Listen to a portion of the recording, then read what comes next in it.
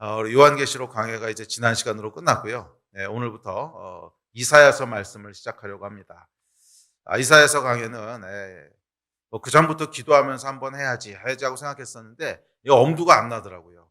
66장이나 되는 거를 요한계시록 20 몇 장 되는 거 하는데도 4년 걸렸는데 이거는 제가 예, 아무리 생각해도 은퇴할 때까지 해도 다 못 끝낼 것 같아가지고서 이거를 감히 뭐 전체를 시도할 생각은 못 하고 있다가 전체가 아니면 후반부만이라도 한번 해봤으면 좋겠다는 마음을 주셔서 후반부 말씀을 함께 살펴보려고 합니다. 그래서 저도 끝까지 할지 모르겠어요. 하는 데까지 하다가 너무 오래 걸린다 싶으면 또 잠깐 쉬었다가 또 하다가 잠깐 쉬었다가 또 하다가 그래서 제가 은퇴하기 전까지 내가 66장까지 가보도록 그렇게 해보려고 합니다. 이사야서는 크게 이제 세 부분으로 나누어지는데 이사야서의 전반부라고 할 수 있는 1장부터 35장까지가 있고요. 그 다음에 후반부라고 할 수 있는 40장부터 66장이 있습니다. 그리고 가운데에 역사를 기술하고 있는 부분이 몇 장 껴 있습니다. 그래서 36장부터 39장까지가 히스기야 왕과 또 히스기야 왕과 또 이사야 선지자의 이야기가 역사서처럼 그렇게 기록되어 있습니다. 그래서 이사야 선지자의 나머지 부분은 전부 다 이사야가 받은 예언적인 메시지인데 그 부분은 이제 역사서의 기록이 잠깐 껴 있습니다.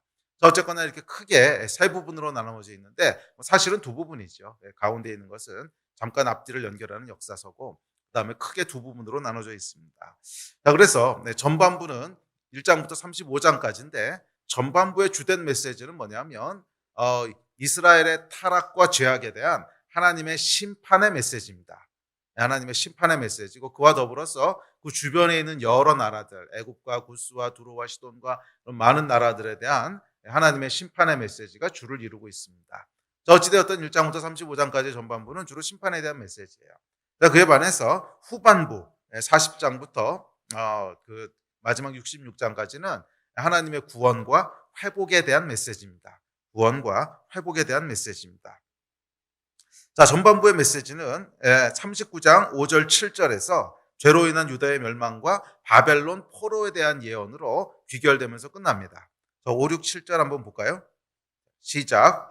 이사야가 히스기야에게 이르되 왕은 만군의 여호와의 말씀을 들으소서. 보라, 날이 이르더니 내 집에 있는 모든 소유와 내 조상들이 오늘까지 쌓아둔 것이 모두 바벨론으로 옮긴 바 되고 남을 것이 없으리라. 여호와의 말이니라. 또 내게서 태어날 자손 중에서 몇이 사로잡혀 바벨론 왕궁의 환관이 되리라 하셨느니라 하니 이게 이제 이사야서 전반부에 대한 결론이에요. 결국 너희의 죄와 여호와 하나님을 멀리하고 우상을 숨기며 타락했던 이 죄로 인하여 이 백성에게 하나님께서 심판하시는데 그 결과가 뭐예요? 바벨론으로 인하여 이 나라가 망할 것이고 너희가 다 바벨론의 포로로 끌려갈 것이다 하는 것으로 이제 결론을 내게 됩니다. 여기까지가 전반부의 메시지고요. 이어지는 40장부터의 후반부는 반전의 메시지가 시작되는데 그 반전의 메시지는 뭐냐면 이 포로로 잡혀가는 것이 이야기의 끝이 아니라는 거예요. 포로로 잡혀가는 것이 이야기의 끝이 아니라 결국 하나님께서 잡혀갔던 이 백성을 망했던 이스라엘을 다시 돌아오게 하시고 다시 회복시키시고 다시 하나님께서 영화롭게 하실 거라는 거예요. 그래서 이 회복과 구원에 대한 메시지가 이사야서 후반부의 메시지입니다. 40장부터 마지막 끝까지의 메시지입니다. 자, 그래서 이 이사야서 후반부의 주제는 하나님께서 이루시는 구원 그리고 하나님께서 이루시는 회복에 대한 예언입니다. 포로된 이스라엘 백성을 어떻게 구원하고 회복시키실 건가? 그리고 이 구원과 회복에 대한 메시지는 단순히 바벨론 포로에서 돌아오게 하신 역사적인 사건을 넘어서 이 영원까지 하나님께서 모든 하나님의 백성을 어떻게 구원하시고 회복시키실 건가? 오늘날 저희에게까지도 이어지고 있는 하나님의 구원과 회복에 대한 약속인 줄 믿습니다. 그래서 이사야서 40장부터 66장까지 여러분들이 쭉 이제 따라가시면서 보면 알겠지만 우리가 좋아하고 익히 알고 있는 메시지들이 굉장히 많이 나옵니다. 그에 반해서 이 이사야서 전반부에는요 별로 그렇게 익히 아는 메시지들이 많지 않아요. 대부분은 이렇게 통독을 하시면서도 많은 경우 졸면서 지나간다든지. 그렇죠. 여러분 우리가 심판에 대한 메시지를 읽으면 자꾸 졸면서 지나가요. 그렇죠. 이게 사람이 죄인이라서. 그런데 반해서 이 후반부는 하나님께서 소망을 얘기하시고 회복을 얘기하시고 구원을 얘기하시는 메시지이기 때문에 우리가 잘 알고 있는 그런 말씀들이 많이 등장하는 그런 부분입니다. 자, 그래서 이 40장부터 66장까지 후반부 메시지는 단순히 바벨론 포로에서부터 돌아오게 하셔서 회복시키시고 영화롭게 하실 것을 넘어서 신약 시대의 모든 하나님의 백성들에게까지도 해당하는 구원의 약속의 말씀인 줄 믿습니다. 결국 하나님께서 우리를 모든 죄와 저주에서부터 구원하셔서 회복시키시고 영원한 하나님 나라에 들어가게 하시는 영화로운 백성이 되게 하실 거다라고 하는 약속의 말씀이 후반부 메시지인 줄 믿습니다. 자, 그런 의미에서 이 이사야서 후반부를 사람들은 구약 안의 신약이다 이렇게 부르기도 합니다. 구약 안의 신약이라고 부르기도 합니다. 그래서 어떻게 보면 구약에 기록되어 있으면서도 신약적인 내용과 또 신약적인 메시지들이 많이 포함되어 있기 때문에 그래요.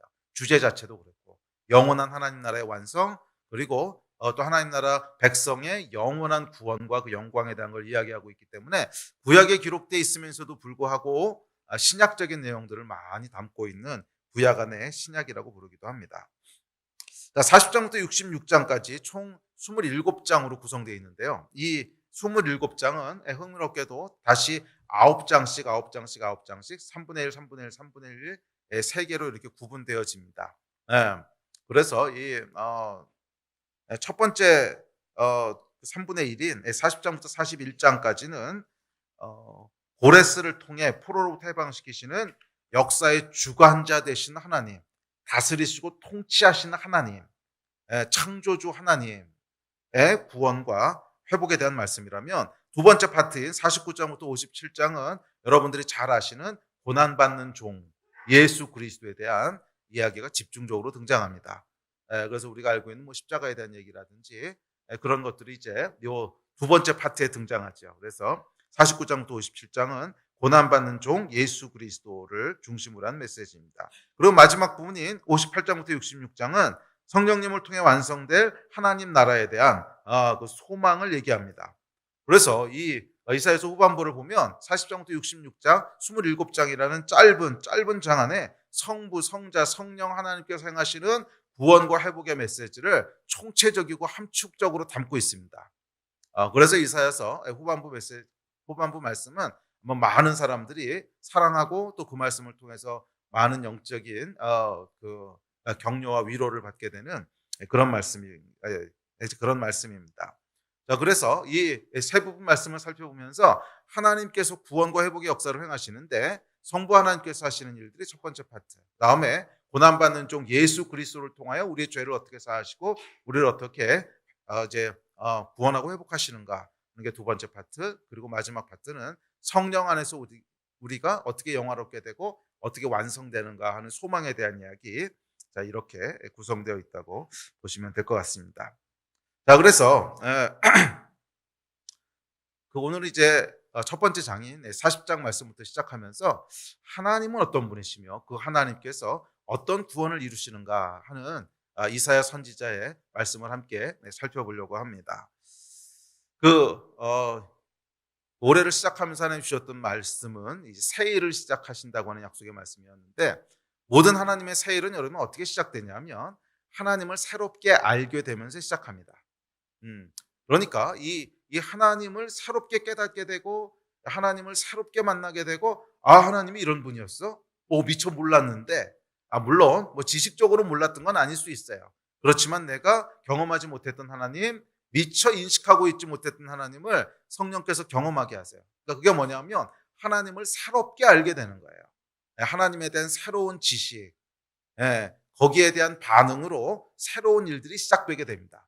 항상 하나님은 그렇게 시작하세요. 그래서 하나님을 새롭게 만나고 새롭게 인식하는 것이 없는데 은근슬쩍 뭔가 새로운 일을 시작하신다. 아니요, 그건 사람이 시작하는 일이죠. 하나님이 시작하는 일은 아니에요. 항상 하나님이 하시는 일은 하나님에 대한 새로운 계시로부터 시작돼요. 하나님은 어떤 분이신가? 계시라고 하는 말을 어떻게 이해하면 좋을까요? 계시라고 하는 것이 성경에 없는 이상한 말씀들을 위해 새롭게 주어진다는 것이 아니라 이미 기록되어 있는 말씀이었지만 내가 미처 인식하지 못했고 미처 경험하지 못했고 미처 생각하지 못했던, 그러니까 예를 들면 하나님은 사랑이시라, 다 아는 얘기죠. 그런데 정말 하나님이 사랑이시라고 하는 것이 나에게 이렇게 경험되어지고 성령께서 그것을 나에게 말씀하셔서 깨닫게 하시고 누리게 하시고 하는 포인트가 있죠. 그러니까 그게 뭐냐면 하나님을 새롭게 알게 되는 거예요. 그러니까 성령께서 하나님을 새롭게 조명하실 때 그것이 새로운 일의 시작입니다. 그래서 우리가 이 이사야서 말씀을 쭉 한 해 동안 살펴보면서 이사야서 말씀은 철저하게 하나님에 대한 계시예요. 하나님은 어떤 분이신가? 예수님은 어떤 분이신가? 성령께서 무슨 일을 행하시는가? 하는 이 일들을 쭉 우리가 살펴보면서 우리 안에 하나님을 새롭게 알게 되는 은혜의 역사가 있게 되기를 축복합니다. 하나님이 이런 분이시구나 하는 것을 맛보아 알게 되는 역사가 있게 되기를 축원합니다. 거기서부터 뭐예요? 새로운 일들이 시작되게 될 거예요. 거기서 새 일들이 시작되게 될 거예요. 아멘. 자, 기대하십니까? 자, 시작해 봅시다. 자, 오늘은 첫 번째 40장 1절부터 11절 말씀을 통해서 그 선지자 이사야가 이야기하고 있는 하나님의 몇 가지죠? 대충 5가지 정도 되는 것 같은데 5가지 하나님에 대한 이야기를 살펴보려고 합니다. 자, 먼저 1절과 2절입니다. 자, 1절, 2절 읽읍시다. 시작. 너희 하나님이 이르시되 너희는 위로하라 내 백성을 위로하라. 너희는 예루살렘에 마음에 닿도록 말하며 그것에게 외치라. 그 노역의 때가 끝났고 그 죄악이 사함을 받았느니라. 그의 모든 죄로 말미암아 여호와의 손에서 벌을 배나 받았느니라 할지니라 하시니라. 자, 앞서 이야기했듯이 40장부터 48장까지는 성부, 성자, 성령 하나님 중에 특별히 성부 하나님의 구원과 회복에 초점을 맞추고 있습니다. 자, 선지자 이사야가 계시하신 하나님은 어떤 하나님이십니까?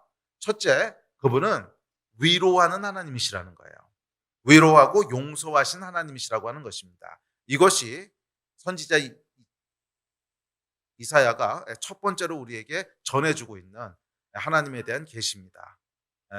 여호와 하나님은 어떤 하나님이십니까? 위로하고 용서하신 하나님이십니다.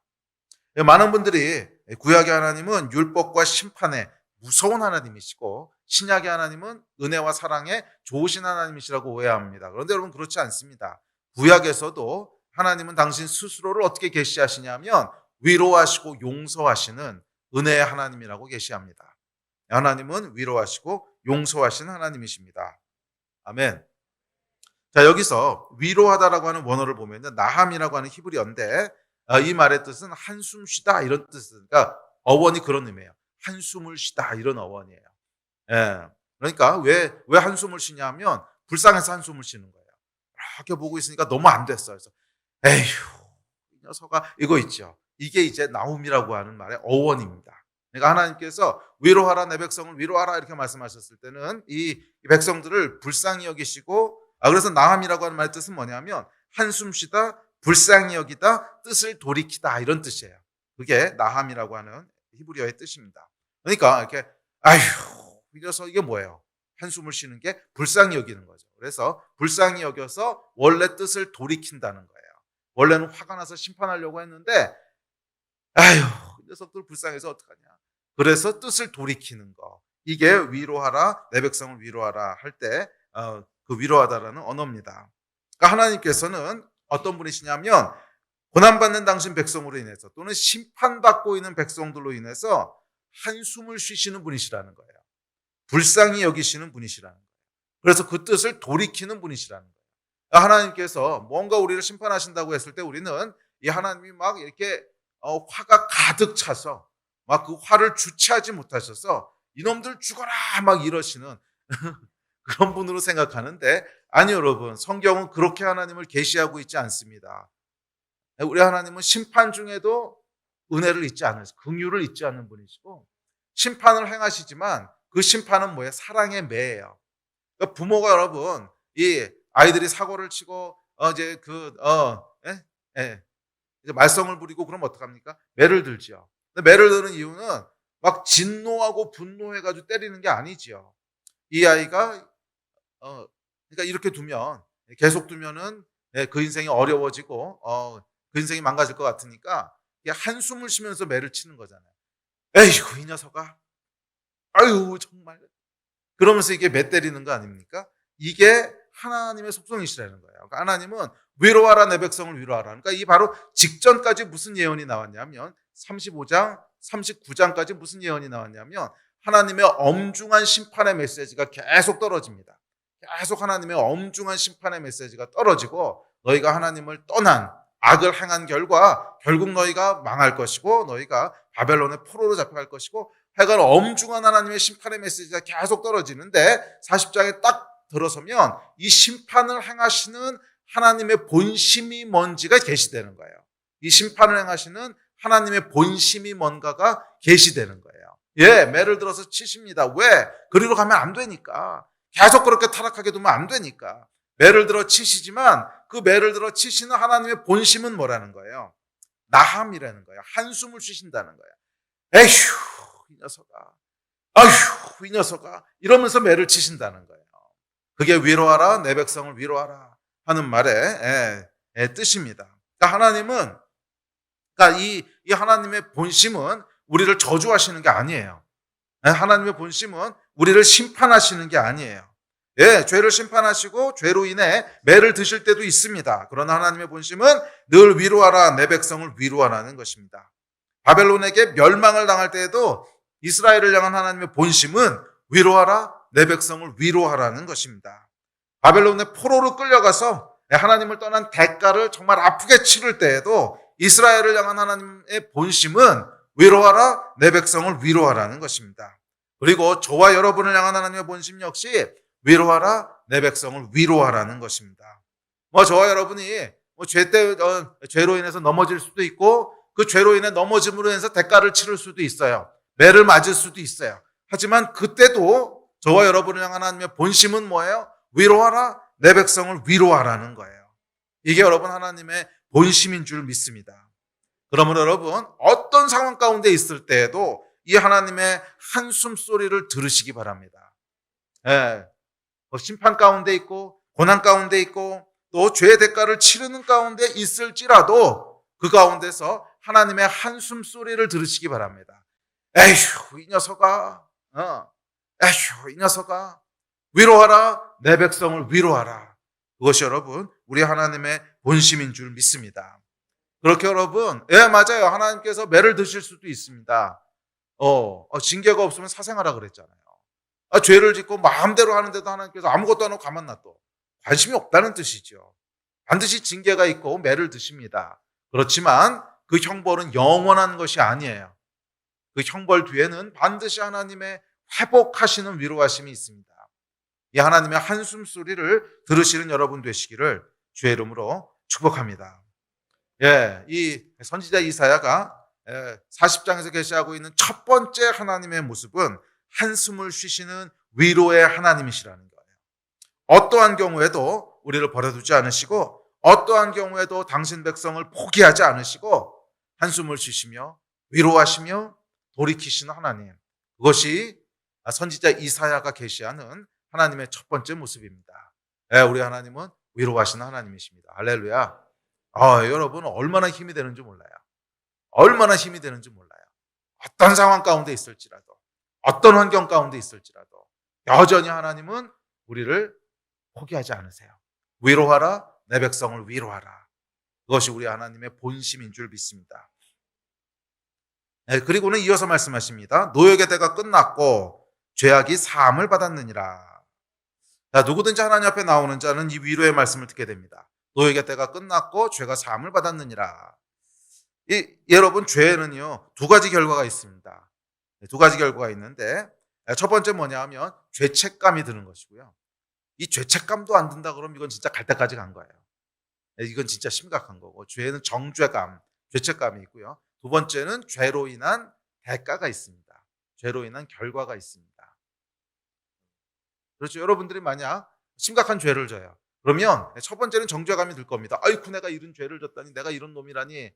근데 그걸로 끝나지 않고 잘못하면 벌금을 내야 되거나 아니면 감옥에서 노역의 때를 보내야 되죠. 항상 죄에는 이 두 가지가 있습니다. 이 죄라고 하는 것은 여러분 뭐냐면 창조주의 질서를 깨는 것이 죄예요. 하나님께서 이렇게 살아야 되고 너희는 이렇게 행해야 되고 내가 너희를 이렇게 창조했어. 창조하신 방식이 있는데 이 하나님의 창조의 질서를 거부하고 그것을 깨는 것이 죄입니다. 그래서 이 죄를 짓게 되면 반드시 뭐가 따라오냐 하면 죄의 대가가 따라와요.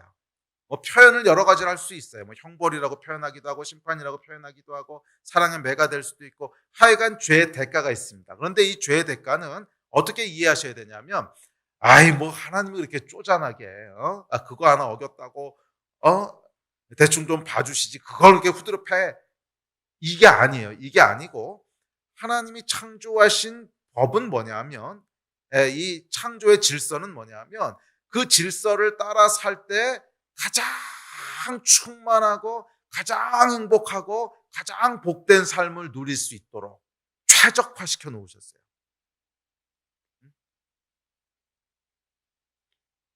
우리의 삶을요 창조의 질서 속에 옵티마이즈 시키셨어요.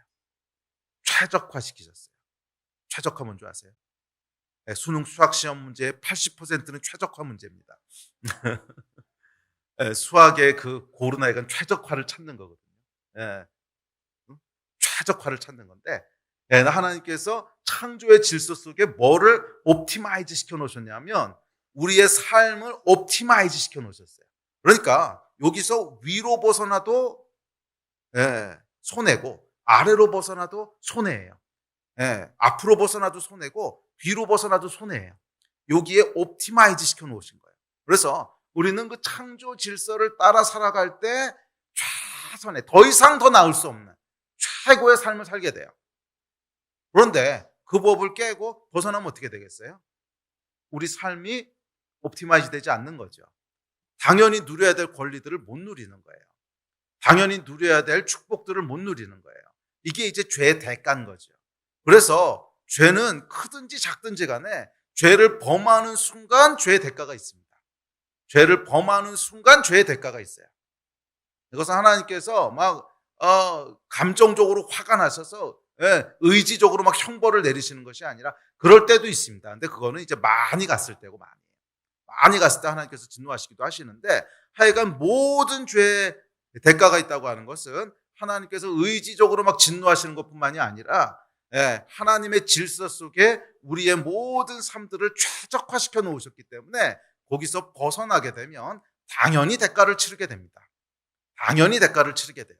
더 이상 최적화된 삶을 누리지 못한다는 거예요. 최고의 복을 누리지 못한다는 거예요. 이해가 되십니까? 그게 죄의 대가예요. 그래서 모든 죄는 결국 우리가 노역의 때를 살게 합니다. 묶이게 되고 놓치게 되고 또 당연히 누려야 될 것들을 상실하게 되고 하는 노역의 때를 살게 됩니다. 두 번째 결과가 있는데 두 번째 결과는 이제 죄책감입니다. 두 번째 결과는 죄는 여러분 대상이 있습니다. 죄를 짓게 되면 반드시 피해를 당하는 사람이 있다는 거예요.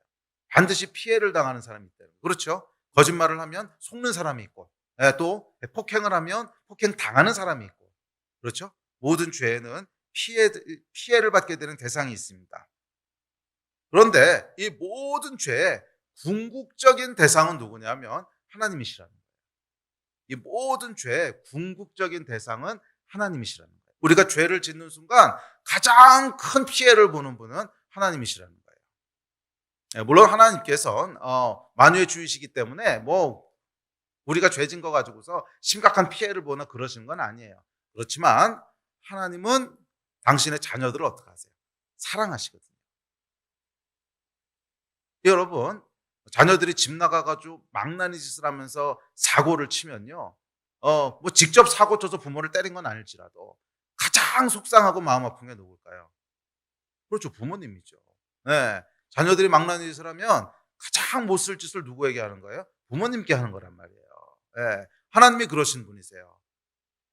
하나님은 우리에게 생명을 주실 만큼 우리를 사랑하시고 우리를 하나님의 자녀로 창조하셨기에 죄가 들어오게 되면 그 죄로 인해서 우리의 삶과 또 타인의 삶이 피해를 보게 되고 망가지게 되는데 가장 마음 아파하는 분은 하나님이시라는 거예요.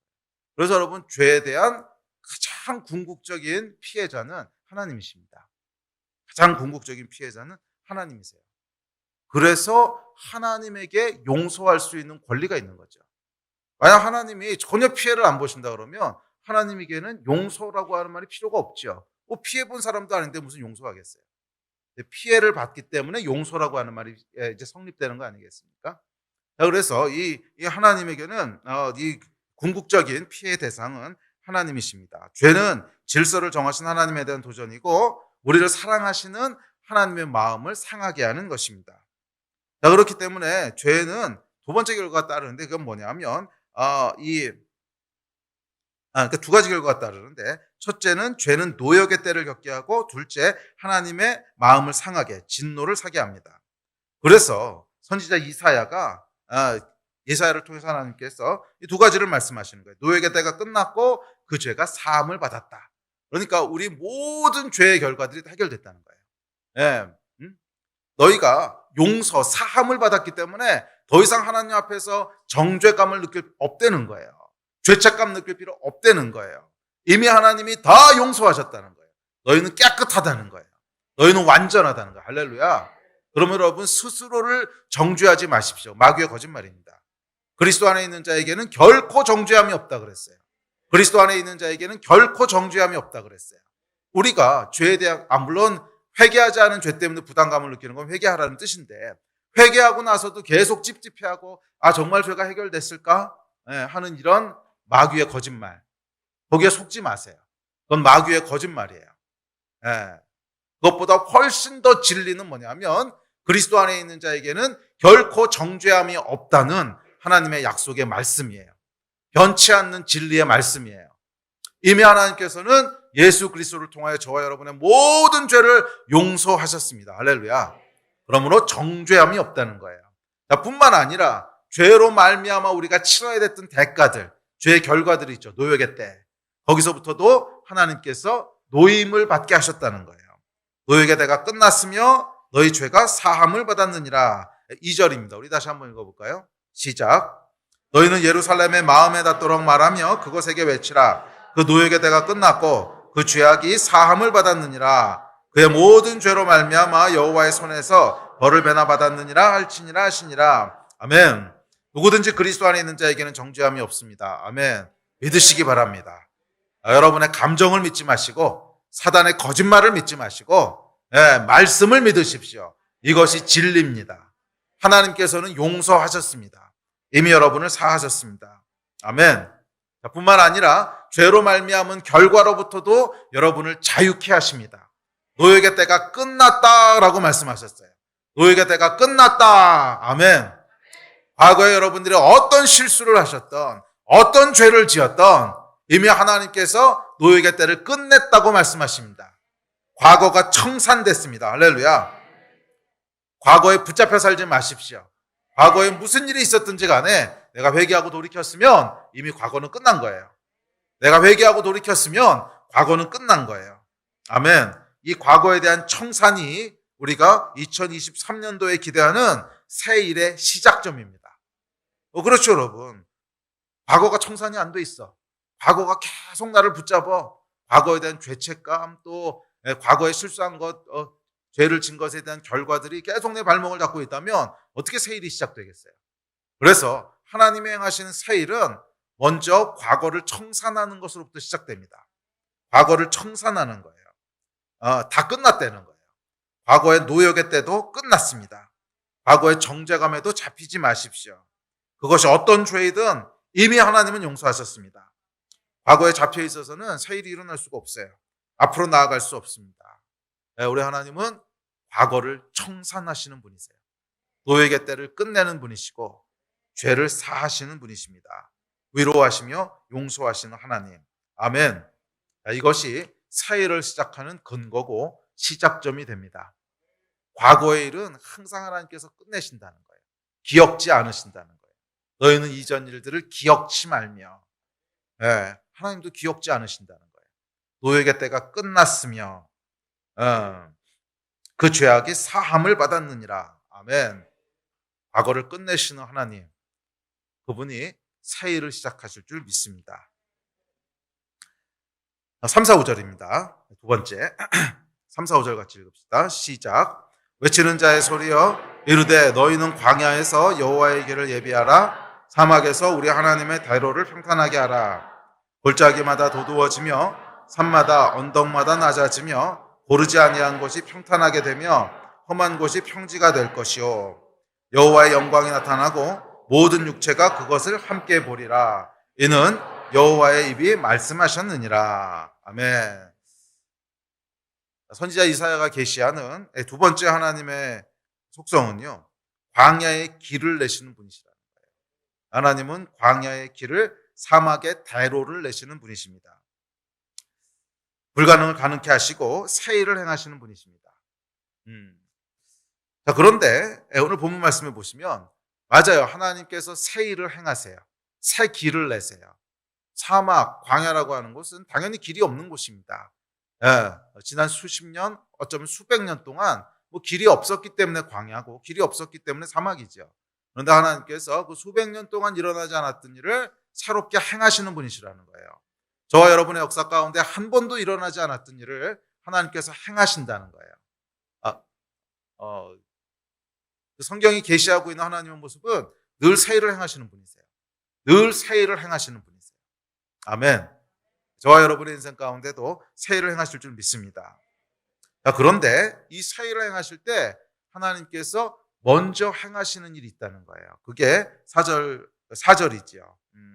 3절에서 광야의 여호와의 길을 예비하고 사막의 소리하는 대로를 평탄하게 하라. 그러면서 이 길을 내실 텐데 그 길을 내시기 전에 뭘 하신다는 거예요? 길을 내실 준비를 하신다는 거예요.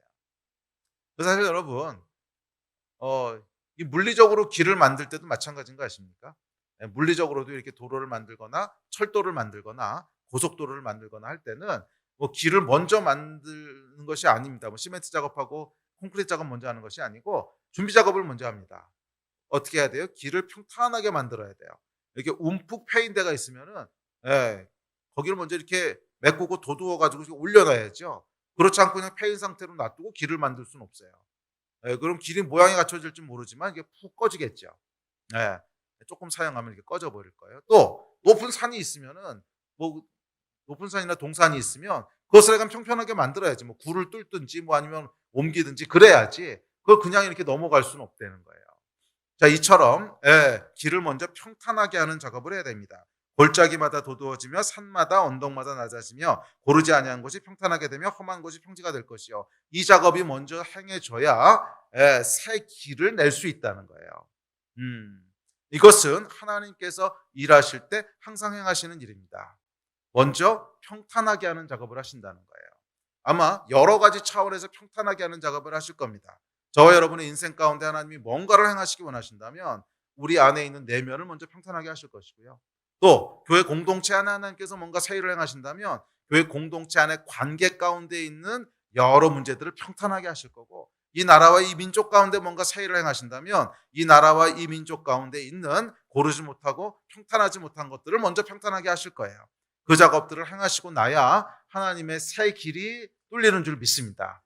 저와 여러분의 삶 가운데 새 길이 뚫리기를 원한다면 먼저 여러분 안에 있는, 마음 안에 있는 여러 가지 고르지 못한 것들을 평탄케 하시기를 주의 이름으로 축복합니다. 우리 마음에 보면 먼저 골짜기가 있습니다. 골짜기라고 하는 건 뭐냐 하면 상처, 열등감, 낮은 자존감 이런 것들이겠죠. 이게 뭐냐 하면 한 번 빠지면 헤어나오지 못하는 것이 있어요. 여러분의 삶에도 그런 게 있지 않습니까? 한 번 빠지면 헤어나오지 못하는 것. 주로 상처든지 열등감이든지 또는 자존감이 낮은 거라든지 그런 부분들이 있으면 이렇게 탁 하고 건드려지면 잘 나가다가도 거기 한번 푹 빠지잖아요. 그럼 헤어나오지를 못해요. 여러분 그런 거 있죠. 이 부분을 하나님이 먼저 다루실 겁니다. 아마 힘들 거예요. 고통스러울 거예요. 상처가 다루어지고 열등감이 다루어지고 또 우리 안에 있는 이런 이 골짜기들이 다루어질 때는 굉장히 고통스러워요. 비명을 지르고요. 싫다고 악을 쓰고 뒤집어졌다 바로 됐다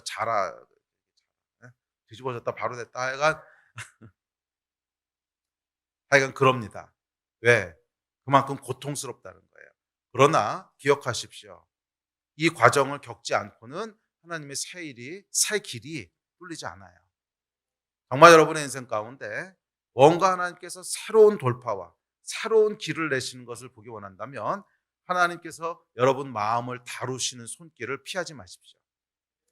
마음을 다루시는 손길을 피하지 마십시오. 우리 안에 있는 상처가 드러날 때, 또 우리 안에 있는 자존심이 건드려질 때, 그 손길을 피하지 마세요. 그 부분이 다루어지지 않으면 새로운 일이 시작될 수 없습니다. 1월 달에는 좋으셨을 거예요. 뉴 스타트, 새로운 일. 근데 그 본질이 뭔지 알아갈수록 이제 두려움이 몰려오기 시작할 겁니다. 그러나 우리 하나님께서는 눈 가리고 아웅하는 분이 아니세요. 새 일을 행하시고 길을 내시겠다고 했으면 뿌리부터 다 바꾸시는 분이시지, 뿌리를 가만히 놔두고 그냥 겉만 번지르르하게 하는 분이 아니세요. 왜? 그 일은 오래가지 못하거든요. 정말 하나님께서 저와 여러분의 인생 가운데 새로운 일을 행하시기 원한다면 그 새 일이 왜 지금까지 이루어지지 않고 있었겠어요? 뭔가 안 되게 막는 게 있었던 거죠. 골짜기가 있었던, 산이 있었던, 고르지 못한 게 있었던, 뭔가 있었으니까 길이 안 뚫린 거 아니겠습니까? 그거를 다루시겠다는 뜻입니다. 골짜기가 다루어진 해가 되기를 주의 이름으로 축복합니다. 또 산과 동산이 있습니다. 이건 아마 우리 안에는 교만일 겁니다. 교만은 여러분 모든 하나님의 역사를 멈추게 합니다. 교만이 왜 하나님의 역사를 멈추게 하냐면 내가 일하려고 하거든요. 교만은 내가 할 수 있다고 생각하는 거예요. 그래서 뭔가 하나님의 일이 시작이 돼도 교만과 딱 마주치는 순간 하나님의 일이 내 일로 바뀌게 됩니다. 그러니까 하나님의 일이 사람의 일로 바뀌게 됩니다. 그래서 이 교만이 처리되지 않으면 또 하나님의 길이 뚫려지지 않아요. 뿐만 아니라 고르지 않은 곳, 험한 곳, 뭐 그런 것도 역시 해결되지 않은 우리 마음의 어떤 것들을 상징할 겁니다. 많은 분들이 하나님의 일을 하실 새로운 일을 기대합니다. 그런데 편하게 그 새 일을 맞이하기 원해요. 아니요, 여러분. 절대 편하진 않을 겁니다. 왜요? 저와 여러분은 죄 가운데 태어나서 죄 가운데 살았거든요. 미안하지만 저와 여러분의 마음은요, 엉망진창이에요. 마치 저기 러시아하고 우크라이나 전쟁할 때 폭탄이 막 사방에 떨어져 가지고서요, 땅이 막 여기 패이고 저기 패이고 다리 끊어지고 뭐, 그게 저와 여러분의 마음이에요. 보이십니까? 사방에 폭탄 맞아가지고서 막 패이고 끊어지고, 이게 우리의 마음이에요. 그 상태에서 어떻게 새로운 길을 내겠습니까? 먼저 하나님께서 땅을 다지는 일을 하실 겁니다. 평탄케 하는 일을 하실 거예요. 그 손길을 피하지 마십시오. 용기 있게 그 손길을 맞이하는 자는 새 길이 열리는 것을 보게 될 겁니다. 새로운 길을 걷게 될 겁니다. 그러나 그 손길을 계속 거부하게 되면 진척이 없을 거예요. 진척이 없을 거예요. 하나님께서 우리 마음을 만지실 겁니다. 우리 마음을 고치실 겁니다. 아프고 고통스러울 겁니다. 그렇지만 그 손길을 거부하지 마십시오. 그랬을 때 하나님께서 새 일을 행하실 것입니다. 또한 개인 차원뿐만이 아니라 공동체 차원, 그러니까 뭐 가정이라든지 셀이라든지 교회라든지, 거기서는 우리 관계 가운데 있는 지형도 하나님께서 평탄케 하실 거예요. 평균케 하시는 역사가 있을 것이고, 낮은 자는 높아지게 하실 것이고, 높은 자는 낮아지게 하실 것이고, 하여간 관계를 평탄케 하실 겁니다. 끊어진 관계가 있다면 다시 이으실 것이고, 그랬을 때 그 공동체 안에, 그 가정 안에, 교회 안에 새 일이 시작될 줄 믿습니다. 자, 그럴 때 어떻게 된다는 거예요? 5절 말씀이 이루어진다는 거예요. 시작. 여호와의 영광이 나타나고 모든 육체가 그것을 함께 보리라. 이는 여호와의 입이 말씀하셨느니라. 아멘. 영광을 보게 될 줄 믿습니다. 자, 이어진 68절입니다. 6, 7, 8절 시작. 말하는 자의 소리여 이르되 외치라. 대답하되 내가 무엇이라 외치리까 하니 이르되 모든 육체는 풀이요 그의 모든 아름다움은 들의 꽃과 같으니 풀은 마르고 꽃이 시들면 여호와의 기운이 그 위에 불미라. 이 백성은 실로 풀이로다. 풀은 마르고 꽃은 시드나 우리 하나님의 말씀은 영원히 서리라 하라. 아멘. 세 번째는요, 하나님의 말씀은 영원하다는 거예요. 말씀을 반드시 이루시는 분이시라는 거예요. 사람은 영원하지 않습니다. 꽃이 활짝 핀 것 같지만 계절이 바뀌면 시듭니다. 대단히 성공한 것 같지만 그것도 한때입니다. 그래서 유명한 명언이 있잖아요. 메뚜기도 한때다. 사람의 모든 일은 여러분 한때입니다. 한때예요. 뭐 돈을 많이 벌고 엄청나게 성공한 것 같고 또 사역도 엄청나게 부흥한 것 같고 그렇지만 사람이 하는 일은 계절이 바뀌고 또 시간이 흐르게 되면 시든다는 거예요. 모든 육체는 들의 꽃과 같습니다. 그런데 우리 하나님의 말씀은 그렇지 않다는 거예요. 영원하시다는 거예요. 한번 약속하신 것은 결코 변하지 않습니다. 이게 우리 하나님의 속성입니다. 그러므로 육체를 신뢰하지 마십시오. 그것도 한철입니다. 감정을 신뢰하지 마십시오. 그것도 한철입니다. 하나님의 말씀을 신뢰하십시오. 결단코 변하지 않습니다. 그렇기에 여호와의 말씀을 신뢰하는 자들, 그 삶은 영원히 시들지 않습니다. 아멘. 말씀에 기초를 둔 자들, 그 삶은 시간이 흐르고 계절이 바뀌어도 시들지 않습니다. 말씀에 기초를 둔다는 게 뭐예요? 말씀을 읽고 말씀을 믿음으로 취하고 말씀을 순종하고 그 말씀을 따라 살아가는 거. 이렇게 살아가는 자들의 삶은 시간이 흐르고 계절이 바뀌어도 흔들리지 않는다는 거예요.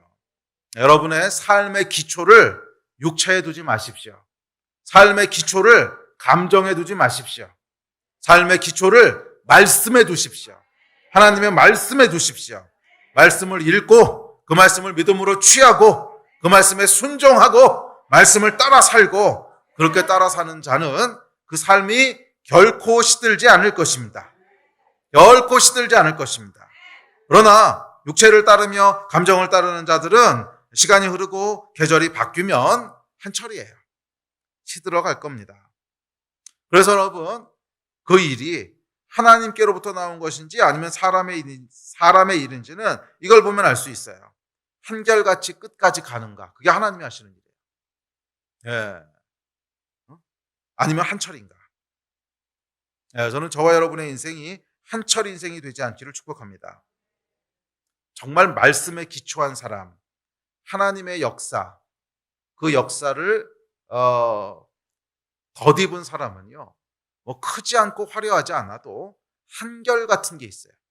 시간이 흐르고 환경이 바뀌고 계절이 바뀌고 사람이 바뀌어도 그냥 꾸준히 한결 같아요. 왜냐하면 그게 하나님의 속성이에요. 주의 말씀은 영원합니다. 아멘. 그게 성령께서 행하시는 일입니다. 그런데 사람의 힘을 행하는 게 있어요. 이 사람이 여러분 흉내를 참 잘 내거든요. 그래서 이 사람이요, 사람의 힘으로 뭐든지 흉내냅니다. 예? 사역도요 크게 할 수 있고, 뭐 주님의 나라를 위해서 엄청난 일을 행하는 것처럼 할 수도 있어요. 그런데 사람의 힘으로 하는 것의 특징이 뭔가 하면 한철이라는 거예요. 메뚜기도 한철이에요. 지속되질 않아요. 예, 시간이 지나고 계절이 바뀌면 시들어 버립니다. 그래서 하나님이 하시는 일인지 사람이 하는 일인지는 시간이 흘러보면 알아요. 저는 여러분의 인생이 시간이 아무리 흘러도 무너지지 않는, 아멘, 시간이 아무리 흘러도 시들지 않는 그런 인생이 되시기를 축복합니다. 한철 인생이 아니기를 축복합니다. 그러려면 어떻게 해야 돼요? 말씀에 뿌리를 내리십시오. 말씀에 기초하십시오. 마지막 넷째입니다. 90, 11절입니다. 시작. 아름다운 소식을 시온에 전하는 자여, 너는 높은 산에 오르라. 아름다운 소식을 예루살렘에 전하는 자여, 너는 힘써 소리를 높이라. 두려워하지 말고 소리를 높여 유다의 성읍들에게 이르기를 너희의 하나님을 보라 하라.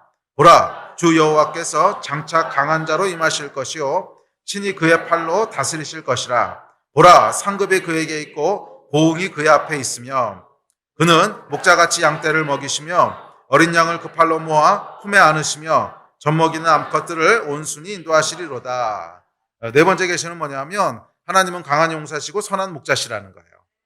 우리 하나님은 원수를 무너뜨리시는 강한 분이시지만 동시에 당신의 자녀들을 양처럼 품으시고 먹이시고 인도하시는 선한 목자이십니다. 그러면 여러분, 강한 용사이신 여호와 하나님을 의지하십시오. 원수에게 지지 않습니다. 원수에게 빼앗긴 것을 다 뺏어올 것입니다. 우리 하나님께서는 저와 여러분을 품으시고 인도하시고 먹이시는 분이십니다. 아멘. 자, 이렇게 네 가지 하는, 사실은 뭐 강한 용사하고 선한 목자를 따로 하면 5가지가 됩니다. 그러니까 4가지, 5가지에 대해서 선지자 이사야가 하나님에 대한 계시를 나누고는 그리고 뭐라고 얘기하냐면 마지막 결론입니다. 이렇게 얘기합니다. 보라, 보라고 얘기합니다. 뭐예요? 하나님을 보라는 거예요. 너희 하나님이 어떤 분이신지를 보라는 거예요. 아멘. 우리 하나님 어떤 분이십니까? 위로하시는 분이십니다. 아멘. 우리 하나님 어떤 분이십니까? 길을 내시는 분이십니다. 또 우리 하나님 어떤 분이십니까? 말씀을 이루시는 분이십니다. 또 우리 하나님 어떤 분이십니까? 원수를 이기시는 분이십니다. 또 우리 하나님 어떤 분이십니까? 선한 목자 되신 분이십니다. 이 하나님을 보라는 거예요. 네. 여러분, 우리 하나님 행하시는 모든 일들을 누리고 경험하기 위해서는 이 하나님을 봐야 돼요. 왜? 보지 않은 분은 어떻게 알겠어요? 알지 못하는 분은 어떻게 누리겠어요? 그래서 선지자 이사야가 우리에게 권하고 있는 마지막 권하는 결론이 있습니다. 여호와 하나님을 끊임없이 바라보라는 거예요. 여호와 하나님을 끊임없이 바라보라는 거예요. 우리가 봐야 될 것은 하나님이시라는 거예요. 다시 우리가 살다 보면 이 시선을 자꾸 놓쳐요. 시선을 자꾸 놓쳐요. 그래서 먼저는 환경을 바라봅니다. 주변의 상황을 바라봅니다. 아이고 큰일 났네. 아이고 위기네. 예. 또 사람을 바라봅니다. 저 사람은 왜 저러지? 저 인간이 어떻게 변하지? 남편이, 아내가. 또 자기 자신을 바라봅니다. 계속 자기를 파요. 내가 왜 이럴까? 예? 아직도 이게 안 되나? 또 이런 죄를 졌네. 그런 죄 질 줄 몰랐어요. 가장 큰 교만이 여러분 뭔지 아십니까? 내가 이 평생을 살아오면서 깨달은 게 있어요. 가장 큰 교만이 뭐냐면, 가장 큰 교만이 내가 죄를 안 지을 거라고 생각하는 거예요. 내가 죄를 안 지을 거라고 생각해요. 그럼 예수께서 왜 돌아가셨어요? 가장 큰 교만이에요. 내가 죄를 안 지을 수 있다고 생각하는 거예요. 아니요, 여러분. 그건 불가능합니다. 우리를 계속 바라보고 있으면 소망이 없습니다. 왜? 우리는 죽을 때까지 완전해지지 않을 거거든. 계속 된 듯 싶어도 또 넘어지고, 된 듯 싶어도 또 넘어지고, 된 듯 싶어도 또 넘어지고. 나중에 나를 바라보고 있으면요, 지겨워요. 역겨워요. 세상에 뭐 저런 게 다 있나? 그만큼 용서해 주셨으면 됐지. 또 저러고 있나? 낙심을 하게 됩니다. 이게 뭐예요? 다 잘못된 시선이에요. 선지자 이사야는 뭐라 그러냐면, 나를 바라보면 안 되고, 환경을 바라보면 안 되고, 사람을 바라보면 안 되고, 뭐를 바라보라는 거예요? 보라, 여호와 하나님을. 보라, 우리를 위로하시고 용서하시는 분을. 보라, 새로운 길을 내시는 분을. 보라, 강한 용사를. 보라, 선한 목자를. 보라, 그 약속을 반드시 이루시는 분을. 이분을 계속 바라보라는 거예요. 계속 여호와 하나님을 바라보라는 거예요. 그래서 하나님이 어떤 분이신지를 보게 되고 알게 될 때 거기서부터 뭐가 일어나는 거예요? 새로운 변화와 새로운 하나님의 역사들이 시작되는 거예요. 착각하지 마십시오. 내가 죄를 안 지었기 때문에, 내가 완전하기 때문에 하나님께서 은혜 주시고 새 일을 행하시는 것이 아닙니다. 하나님의 은혜는 전적인 하나님의 은혜예요. 그냥 하나님의 어떠하심이에요. 저와 여러분의 어떠하심 때문에 하나님 일하시는 게 아니에요. 우리의 어떠하심? 아니요. 그것은 절대로 하나님 앞에 내세울 수 없어요. 하나님께서 뭔가를 행하신다면 우리의 어떠함하고는 아무 상관이 없어요. 하나님의 어떠하심 때문에 일을 행하시는 거예요. 그래서 끊임없이 누구를 보라는 거예요? 하나님을 바라보라는 거예요. 어떻게 하나님을 봅니까? 그렇지. 기도와 말씀과 예배. 기도와 말씀과 예배. 이 일을 통하여 끊임없이 하나님께 우리의 시선을 고정하라는 거예요. 끊임없이 여러분의 시선을 하나님께 고정하라는 거예요. 아멘. 네, 그랬을 때 하나님이 행하시는 놀라운 일들을 경험하게 되고 누리게 되는 줄 믿습니다. 우리 예배팀 앞으로 나오십시오. 자, 그렇다면 우리가 어떻게 여호와 하나님께 우리의 시선을 고정할 수 있을까? 네, 선지자 이사야가 두 가지를 얘기합니다. 9절입니다. 우리 9절 같이 읽읍시다. 시작. 아름다운 소식을 시온에 전하는 자여, 너는 높은 산에 오르라. 아름다운 소식을 예루살렘에 전하는 자여, 너는 힘써 소리를 높이라. 두려워하지 말고 소리를 높여 유다의 성읍들에게 이르기를 너희 하나님을 보라 하라. 자, 여기 보면 선지자 이사야가요, 여호와 하나님을 보라 그러면서 두 가지를 얘기합니다. 너희는 높은 산에 오르라. 너희는 그다음에 뭐죠? 소리를 높여 외치라. 그러니까 두 가지를 얘기하거든요. 자, 높은 산에 오르라. 이거 뭐냐면 높은 산에 올라야 볼 수 있다는 거예요. 높은 산에 올라야. 예. 선지자 이사야가 높은 산에 올랐을 때 비로소 하나님이 보이기 시작합니다. 자, 높은 산이라고 하는 것은 뭐냐면 하나님의 관점으로 보라는 거예요. 사람의 관점, 땅의 관점으로만 바라보지 말고 하나님의 관점으로 보라는 거예요. 아까 얘기했던 것입니다. 계속 땅을 바라보지 말라는 거예요. 계속 땅의 일들, 내 안에 일어나는 일들, 뭐 사람에게 뭐 실망하고 차이고 또 우리 환경, 이런 거 바라보지 말라는 거예요. 그건 땅의 것들 계속 바라보고 있어서는 문제가 해결되지 않는다. 우리 마음이 계속 낙심될 뿐이라는 거예요. 그러면 이것을 그냥 훌쩍 뛰어넘으라는 거예요. 훌쩍 뛰어넘어서 높은 곳에 오르라는 거예요. 높은 곳에 누가 계신 거예요? 여호와 하나님. 높은 곳에 오르라는 거예요. 여호와 하나님. 네. 골로새서에 보면 이렇게 얘기합니다. 시작. 위의 것을 생각하고 땅의 것을 생각하지 말라. 땅의 것을 계속 바라보고 있으면, 계속 우리의 마음의 눈이 땅의 것을 향해 있으면 결국 우리 마음은 낙심되고 실패하고 끝납니다. 그래서 높은 산에 오르라는 거예요. 높은 산. 하나님의 관점으로 바라보기 시작하라는 거예요. 땅의 관점으로 자꾸 바라보지 말고 하나님의 관점으로. 구체적으로 하나님의 관점이 뭡니까? 믿음의 관점으로. 믿음의 관점으로 바라보라는 거예요. 현재 일어나고 있는 일만 보지 말고 높은 곳에 올라가면 멀리 보이거든요. 멀리. 지금 내 눈앞에서 이런 게 벌어지는 것 같아도 멀리 바라보니까 하나님이 지금 이걸 다 다스리고 계시구나. 이거 보라는 거예요. 아멘. 믿음의 눈으로 높은 곳에서 바라보는 한 해가 되시기를 축복합니다. 계속 내 눈앞에 있는 땅의 것들만 바라보지 마시고, 땅을 기어다니는 땅개미가 되지 마시고요. 하늘을 나는 독수리가 되십시오. 쫙 올라가서 내려다 보면 지금 내가 생활하고 있던 거기가 그냥 막 그게 우주의 전부인 것처럼 거기서 이러고 있었는데 쫙 올라가게 되면요, 그게 작은 점으로밖에 안 보여요. 이게 하나님의 관점이거든요. 높은 곳에 올라가 보면 별거 아니었네.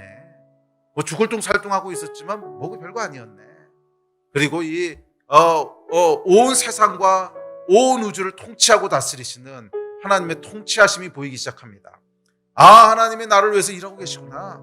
내가 거기 로컬하게 거기만 보고 있었을 때는 마치 세상이 다 끝나는 것 같고 우주가 다 끝나는 것 같았지만 하나님이 여기서 일하시고 계시구나. 이거를 믿음의 눈으로 바라보라는 거예요. 땅에서 바라보지 마시고 높은 곳에 올라서 바라보십시오. 땅에서 바라보지 마시고 높은 곳에 올라가서 바라보십시오. 하나님이 지금도 저와 여러분을 위해서 일하고 계시고 하나님이 지금도 우리를 위해서 싸우고 계시고 하나님이 지금도 우리를 붙잡고 계십니다. 높은 곳에 올라가서 우리 하나님의 관점으로 내려다 보십시오. 그러면 믿음으로 살 수 있어요. 자꾸 내 눈앞에 있는 거 바라보지 마시고. 아멘. 땅의 것을 보지 말고 하늘의 것을 보신 여러분 되시기를 바랍니다. 또한 두 번째 뭐라 그래요? 힘써 소리를 높이라고 얘기합니다. 왜? 이스라엘 백성이 들으라고. 그렇죠? 힘써 외치라, 이스라엘 백성이 듣도록 이 말이거든요. 두 번째는 뭐냐면 들어야 된다는 거예요. 무엇을? 하나님의 말씀을.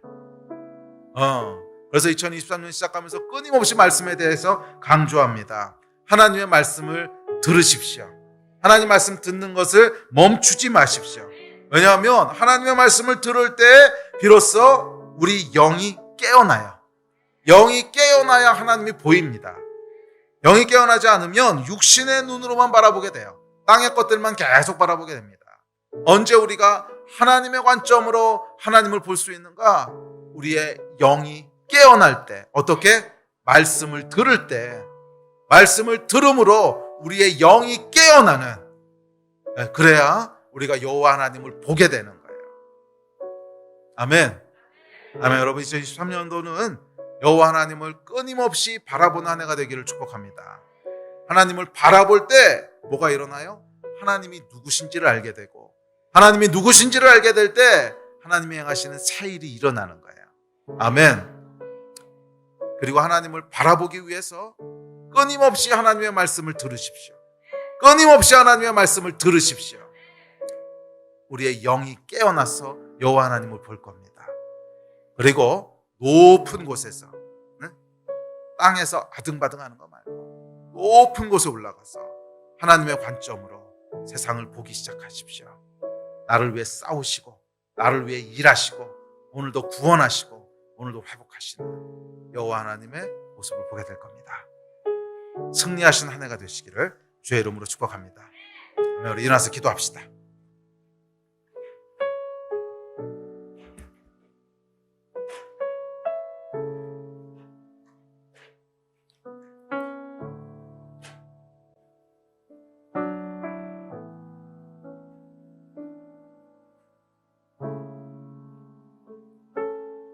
오늘 여러분의 눈은 무엇을 바라보고 있습니까?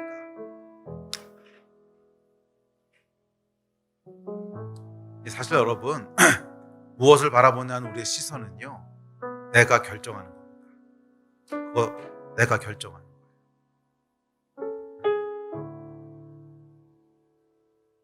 무엇을 바라보고 계십니까? 땅을 바라보고 계십니까? 아니면 하늘을 바라보고 계십니까? 우리 다시 한번 하나님 앞에 기도합시다. 주님, 이 말씀대로 여호와 하나님을 바라보겠습니다. 나를 바라보던 시선에서 눈을 돌려 하나님을 바라보겠습니다. 세상을 바라보던 시선에서 눈을 들어 하나님을 바라보겠습니다. 땅을 바라보던 시선에서 눈을 들어 높이서 하나님의 관점으로 바라보겠습니다. 성령님 우리를 도와주십시오. 성령님 우리를 도와주십시오. 여러분 원하십니까? 그럼 우리 같이 좀 부르짖어 기도합시다. 주여 3번 부르짖고 기도할 때 주님, 우리가 여호와 하나님만 바라볼 수 있도록 도와주시고 그렇게 승리하며 한 해를 살아갈 수 있도록 붙잡아 주십시오. 주여, 내가 하나님을 의지하며 여호와를 바라보나이다 하며 우리 이 마음 가지고 주여 3번 부르짖고 합심해서 기도하시겠습니다. 주여